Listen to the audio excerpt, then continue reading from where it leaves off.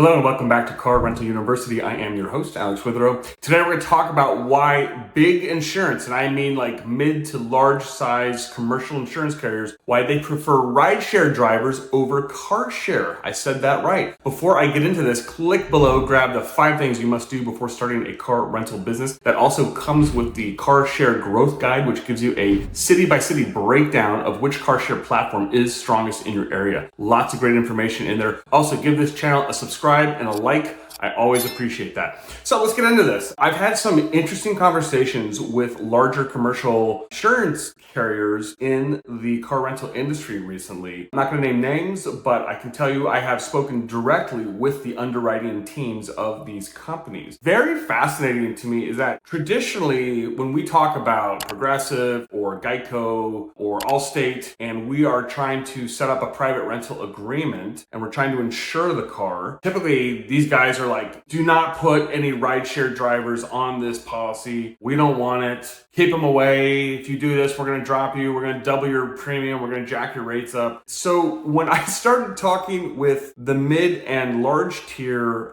commercial carriers, I thought that that was going to be the same sentiment. Actually, it's just the opposite, which is interesting to me because think about this. When you are insuring for Carshare, you just have to insure period X or period 0, which is when the car is just sitting in a lot, right? And then once someone rents it on Turo or Getaround, it goes right onto their insurance, and then they take off and Getaround and Turo cover any claims from there forward. When you have a car with a rideshare driver, it has to be covered during period 0 when the car is sitting, but it also has to be covered during period 1 when they are driving that car just for personal use, whether they go to the grocery store or do whatever errands they need to do. As soon as they turn on the Uber app and they start working, then Uber picks up that liability. So in my mind, I'm thinking more periods to cover, more liability. That's what they don't want to touch. Well, interestingly enough, that's not the case. Basically, what I've learned recently is these companies have so much data now on rideshare drivers and their driving behavior that they can very accurately calibrate plans and commercial policies to those drivers now, to rideshare drivers. In my discussions with them, they actually were encouraging me, we would prefer that you have your fleet be completely with rideshare and Uber drivers. And I said, well, isn't that something? I did not expect that. Now, what's interesting to me is that they are somewhat wary and afraid of when your car is on a platform like Turo, Getaround, or Hyrecar. At first, I didn't understand that. I was like, why? I don't get that. But now, after talking to them, I understand what their thinking is, because in their minds, they think that all insurance, the Carshare platforms, is like Hyrecar, and that claims are denied regularly, and that they're afraid they're going to have to pick up the bill on the car should like someone like Hyrecar deny a claim. And I said, that makes sense. Now I get that. However, I said to them, I said, look, in this industry, there is a wide variance of efficacy of insurance. So on this spectrum, we have Hyrecar, and on this spectrum, we have Turo. Probably right around here, we have Getaround. I would say Turo is a pretty solid option when it comes to insurance. Everything I've always heard about them, and in my experience as well, they pay out, right? So it's a very kind of thorough process, but you have to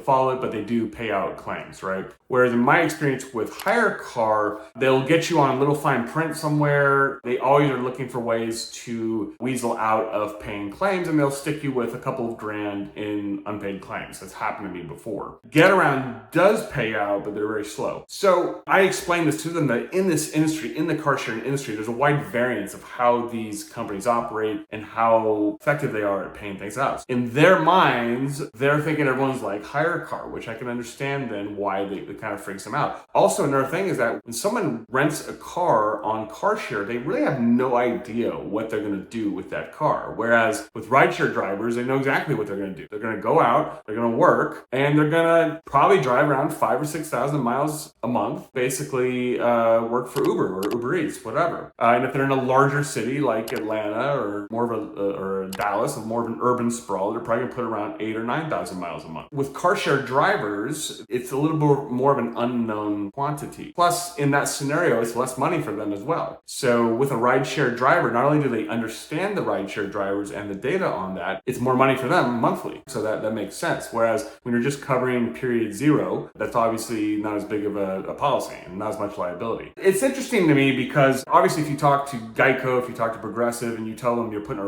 rideshare driver on your policy, that's going to like completely freak them out usually. Historically, these companies will take someone on your policy if you put them on the rideshare option. They're constantly changing their policy on this stuff. This is what drives me nuts about companies like Progressive or Allstate is that you can call them up and you can ask them these questions about this and they will give you 10 different answers, which is crazy. It's so frustrating. Typically, if you have under 25 cars in a fleet and maybe you have like 5 or 10 cars and you want to put them on private rentals, you typically have to get livery insurance. And so livery insurance will handle those rideshare drivers, but the problem is that when you only have 5 or 10 cars, it's like $500 or $600 a month. I mean, it's super expensive. It's kind of cost prohibitive. That's why I think that, getting up to 25 or 30 cars or more and scaling really makes a lot more sense from the private rental standpoint. All that to say, it was quite interesting to me. I don't get to talk to underwriters that often. I found the conversation very fascinating. I think as car rental entrepreneurs, many times we're afraid of underwriters,